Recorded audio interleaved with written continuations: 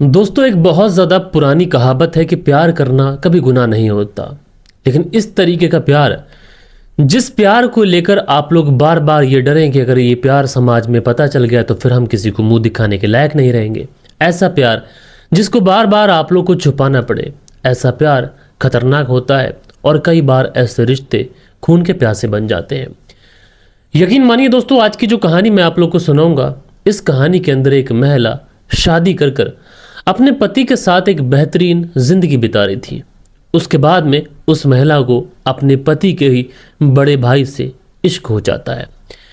अब इश्क तो हो जाता है, लेकिन अब इन दोनों को यह समझ नहीं थी कि आखिरकार आगे चलकर इस इश्क का अंजाम क्या होगा। और एक दिन इस महिला के जो पति होते हैं उनको इस बात की खबर लग जाती है। जब उनको इस बात की खबर लग जाती है तो उसके बाद में इस रिश्ते के अंदर कुछ ऐसा होता है जिसको यकीन मानिए दोस्तों, आप लोग सुनेंगे तो आप लोग अपने कानों तले, अपने दांतों तले उंगलियां दबा लेंगे। तो ये पूरी कहानी सिलसिलेवार तरीके से दोस्तों मैं आप लोग को सुनाऊंगा। रात के 10 बज चुके हैं। मैं हूं आप सभी का अपना शावेज मलिक और हाजिर हूं आप लोग के सामने फिर से एक क्राइम की कहानी को लेके, एक क्राइम की घटना को लेके। बात करें दोस्तों आज की इस कहानी की, तो आज की इस कहानी की शुरुआत होती है देश की राजधानी दिल्ली से। लेकिन इस कहानी को अगर हम लोग विस्तार से समझें तो हमें चलना पड़ेगा थोड़ा सा पीछे, उत्तर प्रदेश के हाथरस। और इसी हाथरस में एक परिवार रहा करता है। इस परिवार में 2 भाई हैं, एक का नाम राजेश है और एक का नाम विजय है। विजय जो है वो बड़ा भाई है। विजय की शादी हो चुकी है और उसके 2 बच्चे भी हैं। लेकिन जो राजेश है उसकी शादी साल 2017 में एक महिला जिसका नाम अनीता होता है उसके साथ पे तय होती है। उसके बाद में अनीता के साथ में राजेश की शादी हो जाती है। शादी होने के बाद में ये दोनों पति पत्नी सही तरीके से जिंदगी बिताना शुरू करते हैं। लेकिन इस परिवार में अब छोटे बेटे की भी शादी हो चुकी थी, बड़े बेटे की ऑलरेडी शादी हो चुकी थी। लेकिन बड़े बेटे की जिंदगी में थोड़ी सी उथल पुथल चल रही थी। दरअसल बड़े वाले बेटे की जो बहू थी, जो पत्नी थी, वो उससे नाराज चल रही थी और इस वजह से वो कई बार अपने मायके में भी बैठ जाया करती थी। लेकिन अब यह हो चुका था कि बड़े वाले की जो पत्नी थी, यानी विजय की जो पत्नी थी, वो विजय को छोड़कर, उसके दोनों बच्चियों को छोड़कर अब वो हमेशा हमेशा के लिए जा चुकी थी। लिहाजा उसके बाद में जो राजेश होता है अपनी पत्नी अनीता को लेता है, दिल्ली पहुंच जाता है। जो विजय है वो भी पहले से ही दिल्ली रहा करता है। अब दोनों भाई दिल्ली रहा करते हैं। जो राजेश अपनी पत्नी के साथ में रह रहा है, विजय अपनी दोनों बच्चियों के साथ में रह रहा है। लेकिन विजय जो था वो जब भी काम से लौट के आता तो कभी कभी अपने छोटे भाई राजेश के घर चला जाया करता था, क्योंकि अमूमन अगर 2 भाई एक शहर के अंदर होते हैं तो ऐसा बहुत ज़्यादा पॉसिबल है कि एक भाई दूसरे भाई के यहाँ जाए। लेकिन यहाँ पर भाई जाता तो है, भाई भी मर्यादाओं को भूलता है और दूसरे भाई की जो पत्नी होती है वो भी मर्यादाओं को भूलती है। दरअसल विजय जब राजेश अपने छोटे भाई के घर जाना शुरू करता है तो वहाँ पर राजेश जो था वो कभी कभी घर पे नहीं होता। तो विजय जो है वो अपनी जो राजेश की पत्नी थी जिसका नाम अनीता था उसके पास बैठ जाया करता था। थोड़ी बहुत देर बातें बातें करता, चाय पानी पीता, चला आता। लेकिन कई बार ऐसा होता कि अनीता विजय से ये पूछ लिया करती कि भैया तुम अकेले जिंदगी कैसे काट रहे हो, तुम्हारी जिंदगी में कितनी मुश्किलें हैं, कितने दुख हैं, कितने संकट हैं। और शायद विजय को जैसे ही ये बात अनीता के मुंह से सुनता है वो, तो उसको सोचना चाहिए था। लेकिन वो अनीता को अपनी परेशानियां, अपनी मजबूरी कुछ इस तरीके से सुनाता है कि अनीता को अब विजय के प्रति सिंपैथी हो जाती है, उसको विजय के प्रति लगाव होने लग जाता है। और अनीता कहीं ना कहीं अब विजय के लिए बहुत ज़्यादा परेशान रहने लगी थी।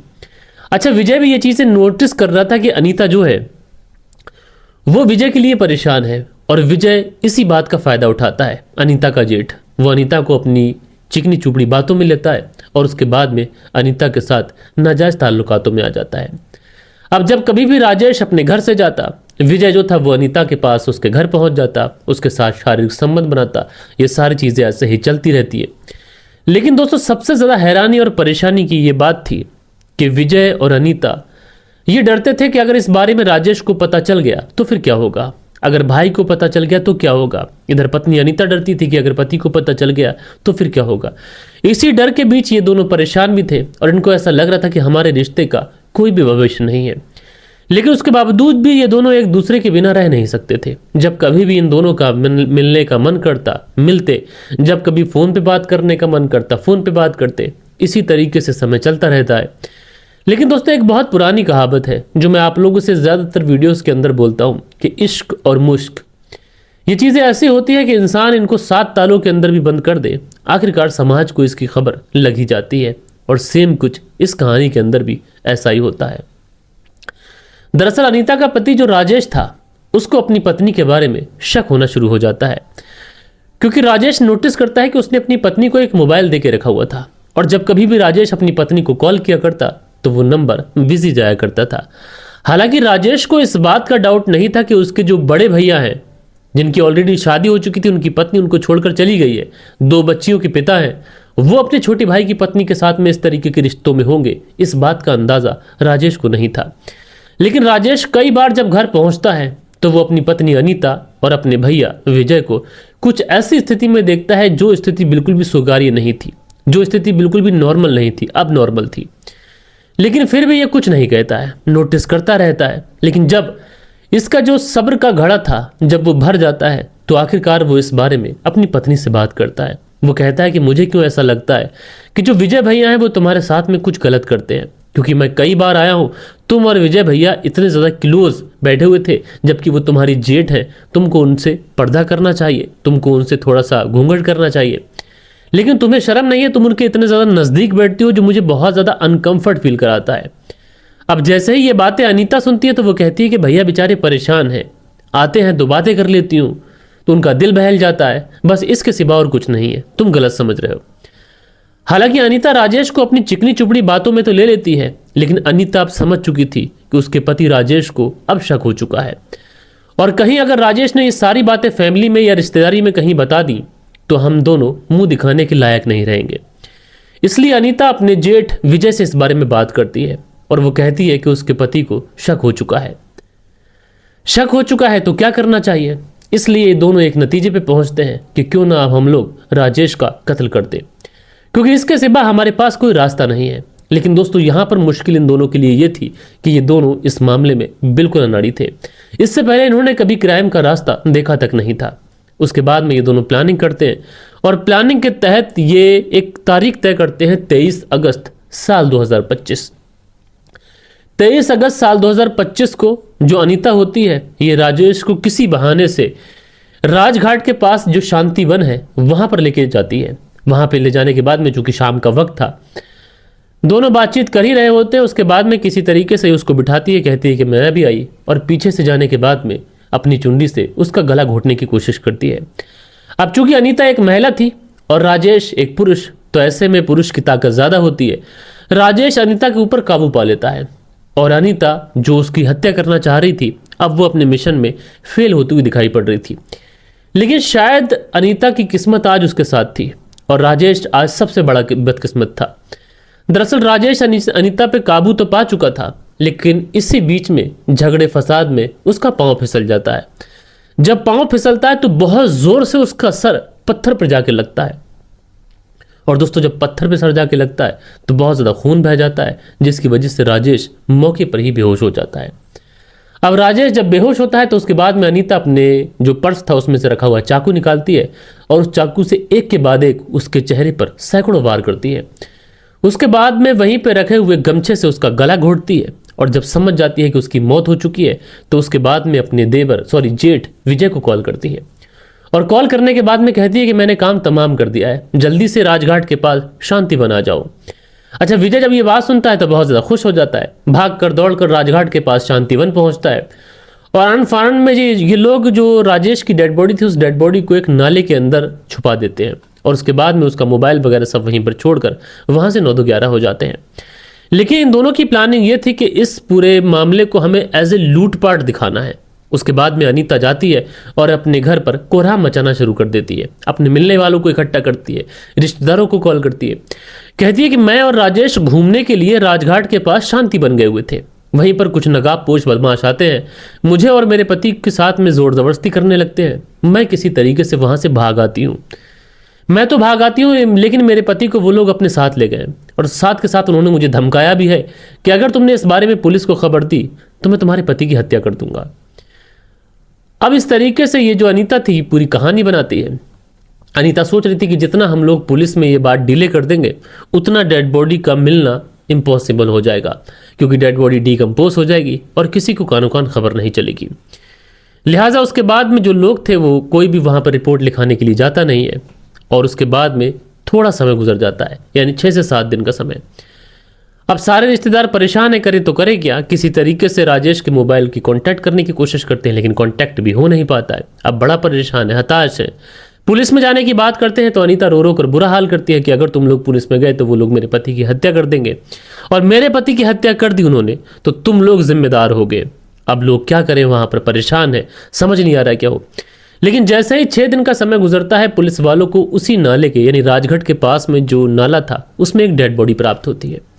अब डेड बॉडी मिलती है, पुलिस वाले समीक्षा करते हैं तो वहां पर एक उसके जेब में आधार कार्ड था, और साथ के साथ उसके पास में उसका मोबाइल फ़ोन भी था, जिसके आधार पर उसकी शनाख्त हो जाती है कि इस व्यक्ति का नाम राजेश है, जो कि उत्तर प्रदेश के हाथरस का रहने वाला है और दिल्ली में फला फला जगह पर रहता है। लिहाजा पुलिस की जो टीम थी पता लगाते हुए राजेश के घर पहुंचती है, और वहां पर जाने के बाद में कहती है कि हमें एक डेड बॉडी मिली है और तुम शनाख्त कर लो क्या ये डेड बॉडी तुम्हारे घर के सदस्य की है, राजेश की है। लिहाजा परिवार वाले जब डेड बॉडी को देखते हैं तो शिनाख्त कर लेते हैं। पत्नी अनीता रोते रोते बुरा हाल हो जाता है। फिर पुलिस वाले पूछते हैं तो वही वो चोरी की कहानी सुनाती है कि इस तरीके से हम लोग गए थे, उन्होंने मुझे धमकाया था कि अगर पुलिस में रिपोर्ट लिखाई तो इस तरीके से हत्या कर देंगे, और उन जालिमों ने मेरे पति की हत्या कर दी। मैंने तो पुलिस में भी कंप्लेंट नहीं लिखाई थी, मैंने सोचा था कि मेरे पति को छोड़ देंगे या फिर कोई फिरौती मांगेंगे, लेकिन उन्होंने ऐसा नहीं किया, उन्होंने मेरे पति की हत्या कर दी। लिहाजा पुलिस वाले डेड बॉडी का पंचनामा करके उस डेड बॉडी को पोस्टमार्टम के लिए भेजते हैं। इधर इस पूरे घटनाक्रम को सुलझाने के लिए पुलिस वाले उस पूरे एरिया के सीसीटीवी कैमरास देखते हैं जो डेट बताई गई थी कि यहाँ पर कोई लूटपाट की वारदात हुई भी या फिर नहीं, या फिर आस पड़ोस के थाने में कहीं कोई लूटपाट का केस दर्ज हुआ भी या फिर नहीं। लेकिन दोस्तों पुलिस ने जितनी भी छानबीन कर ली थी, कोई भी लूटपाट का केस उस इलाके में दर्ज नहीं हुआ। उसके बाद में पुलिस वाले उस पूरे इलाके के अंदर जो चोरों चक्के जो बदमाश थे उन सब का डाटा खंगालती है, और उसके बाद में एक एक कर सब लोगों से पूछताछ करती है। लेकिन कोई भी ऐसा नहीं था जो उस इलाके के अंदर ये कह सके कि हाँ राजेश की हत्या हमने की है। अब पुलिस वालों को समझ नहीं आ रहा है कि आखिरकार हत्या क्यों और कैसे की जाएगी, क्योंकि ना कोई दुश्मनी का एंगल है, ना कोई पैसों का लेन देन है, लूटपाट का मामला बताया जा रहा है। जो भी संदिग्ध हैं, चोर चक्के हैं, डाकू बदमाश है, उन सबसे पूछताछ कर ली है, अब समझ नहीं आ रहा है। लिहाजा उसके बाद में पुलिस वाले ये करते हैं कि जो मोबाइल है उसी मोबाइल्स की डिटेल्स निकालें। अब जब मोबाइल की डिटेल्स निकाली जाती है तो पता ही चलता है कि ये मोबाइल राजेश के नाम पर रजिस्टर्ड तो जरूर था, लेकिन इस मोबाइल का उपयोग अनीता किया करती थी। लेकिन यहां पर पुलिस वालों के आगे सबसे बड़ा सवाल यह था कि अगर अनीता इस मोबाइल का यूज कर रही थी तो फिर ये मोबाइल राजेश की पॉकेट में क्या कर रहा है। ये तमाम तरीके के सवाल थे। शक तो अनीता के ऊपर जा रहा था, लेकिन पुलिस शक के आधार पर अनीता को गिरफ्तार नहीं कर सकती थी। इसलिए पुलिस वाले अब इस पूरे इलाके के अंदर अपने मुखबिर एक्टिव करते हैं, और जब पुलिस वाले अपने मुखबिर एक्टिव करते हैं तो मुखबिरों से पुलिस वालों को एक अजीब बात पता चलती है। दरअसल पुलिस वालों को पता चलता है कि राजेश की पत्नी अनीता अपने जेठ विजय के साथ में घूमती हुई देखी गई है। लिहाजा पुलिस वाले अब विजय और अनीता इन दोनों को उठा लेते हैं। पहले अनीता से अलग में ले जाके पूछताछ करते हैं। अनीता की बातों पे थोड़ा संदेह होता है तो उसके बाद में विजय से पूछताछ करते हैं। विजय की बातों पे भी संदेह होता है। उसके बाद में इन दोनों को फ्रंट सीट पर बैठाया जाता है, और उसके बाद में जब इन दोनों से सख्ती से पूछताछ की जाती है तो थोड़ी देर में ही ये दोनों पुलिस के सामने टूट जाते हैं और कहते हैं कि हाँ साहब, हत्या हमने ही की है। बहरहाल दोस्तों, जब ये लोग पूरी हत्या की कहानी सुनाते हैं तो उसे सुनने के बाद में पुलिस वाले कुछ देर तक तो अनीता के चेहरे को ही देखते रहते हैं कि किस तरीके की पापी महिला है। लेकिन दोस्तों, पुलिस वालों को अनीता से ज्यादा अफसोस इस विजय के ऊपर था, क्योंकि विजय ने अपने सगे भाई का कत्ल किया था। सगे भाई की पत्नी के साथ नाजायज रिश्ते बनाए थे। जिसकी खुद की पत्नी उसे छोड़ के चली गई, उसने अपनी भाई की पत्नी को शिकार बनाया। बहरहाल दोस्तों, इस कहानी के अंदर 2 रिश्ते कलंकित हुए, एक पति और पत्नी वाला रिश्ता और एक सगे भाई से सगे भाई का रिश्ता।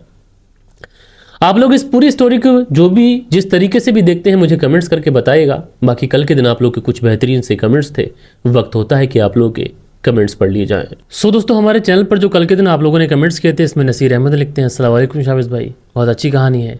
तो वालेकुम सलाम जी।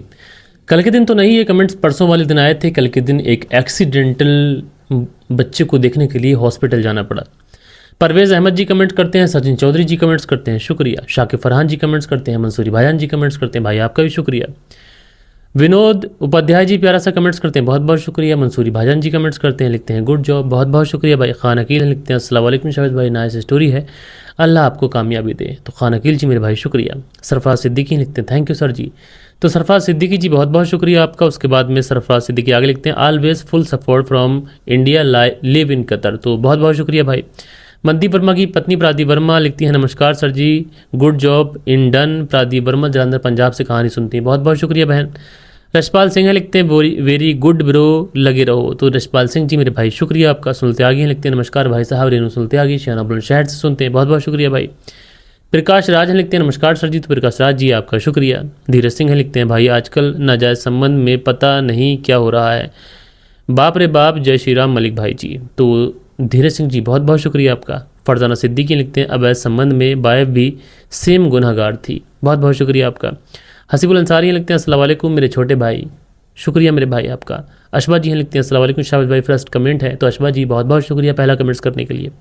इरशाद मंसूरी लिखते हैं मलिक भाई हो सकता है कि बाप और बहू मिलकर बेटे की जान ले लेते हैं, क्योंकि आजकल का यही चलन है, रास्ते के कांटे को पहले हटाते हैं, वैसे बड़ी शर्मनाक बात है। शुक्रिया खैर आपका अपने कमेंट्स के। राधेश्याम शर्मा है लिखते हैं राधेश्याम शर्मा सिरसी जयपुर राजस्थान से कहानी सुनते हैं, लिखते हैं हर एक जगह औरत ने ही मरवाया है, महाभारत कराया है, शुक्रिया आपका। सरफराज सिद्दीकी लिखते हैं गंदे लोग हमेशा गंदा काम करते हैं, बहुत बहुत शुक्रिया। सरफराज सिद्दीकी आगे लिखते हैं always full support from India, Qatar से सुनते हैं। और कुछ बेहतरीन से कमेंट्स जो आप लोगों ने किए थे उन सब का बहुत बहुत शुक्रगुजार हूँ, जो लोग भी कमेंट्स कर रहे हैं, लगातार मुझे सपोर्ट कर रहे हैं। बाकी दोस्तों मिलता हूँ मैं आप लोगों से कल के दिन किसी और स्टोरी के साथ में। जब तक के लिए अपना ख्याल रखें, देश का ख्याल रखें, परिवार के रिश्तों की अहमियत को समझें। जय हिंद, जय भारत।